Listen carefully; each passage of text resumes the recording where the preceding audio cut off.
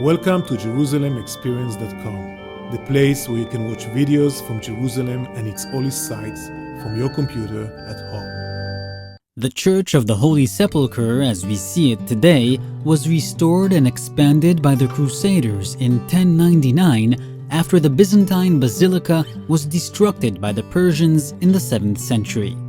As part of the expansion, a new entrance to the church, made of 2 doors, was built on the southern end.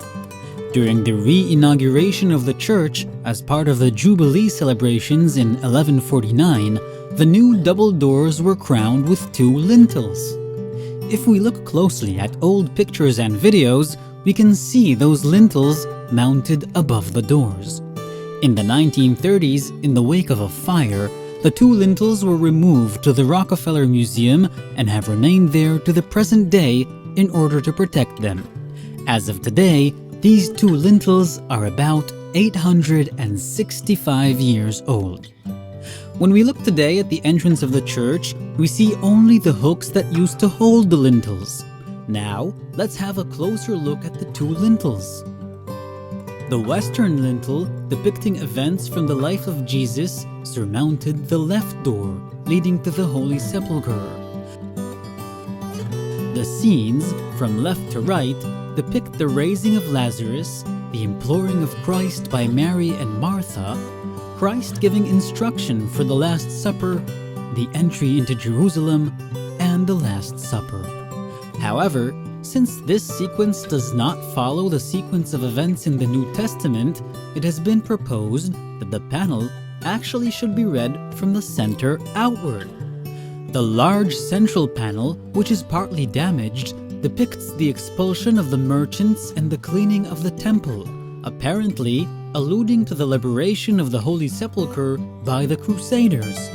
To the right of this panel is the entry into Jerusalem, pointing to the triumphal entry of the Crusaders into the city.